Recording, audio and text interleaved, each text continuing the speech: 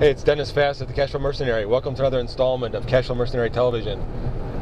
Well, I've been a project with a new friend who approached me, and we're working on kind of getting our executive summary and projections and things together on could be a pretty big deal in the area, and it's pretty exciting to think about it. But one of the things that I'm coaching my friend, my colleague on is on the way to create a business plan, a way to create a proposal for money partners, because obviously this thing is it's a very expensive project to bring in, and we're going to need significant amount of investment to bring it in. But the potential is really big. I mean, there's some stuff going on that makes this project make a lot of sense.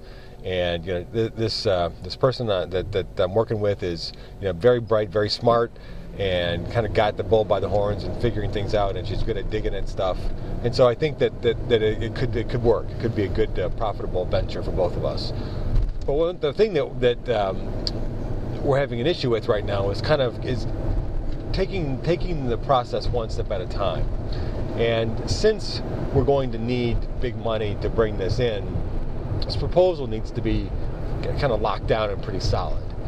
And one of the sticking points that we've got is, I keep asking, is what's the exit strategy? We're planning on buying a significant number of units, renting them out for a period of time, and then what? And that's been a sticking point, because we keep jumping around figuring out, okay, what about property management? What about this? What about that? What about this? And I keep bringing us back to say, what's our exit strategy? And that's the point I wanted to make on this, is that when you're talking to private investors, you're talking to deal partners or whatever, it's really important to have the exit strategy already thought out, and maybe to have a contingency plan for exit strategy. For example, I know a bunch of people right now, a bunch of colleagues of mine are doing flips, and again, it's a great market to do flips.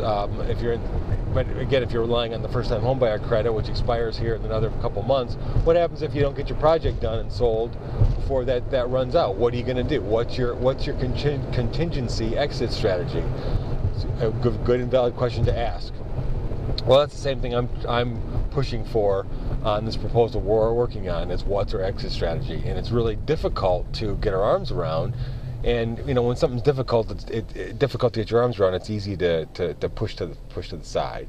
But it's gotten to the point where I've said that we don't have a plan, and we don't move forward until we have an exit strategy, because we really can't talk to investors until you have an exit strategy. I know from my investment banking days, that was the first thing people would ask, whether it was private placements or whatever, is what's the exit strategy? How am I going to get my money back, and when is it going to happen? When do you think it's going to happen? So exit strategies are key. So whether you're doing little deals, little flips, or you're doing big multi-million-dollar deals, exit strategy is the key. You need to tell the investors how they're getting their money back. This is Dennis Fassett, the Cashflow Mercenary. Thanks again for tuning in, and we'll talk again soon.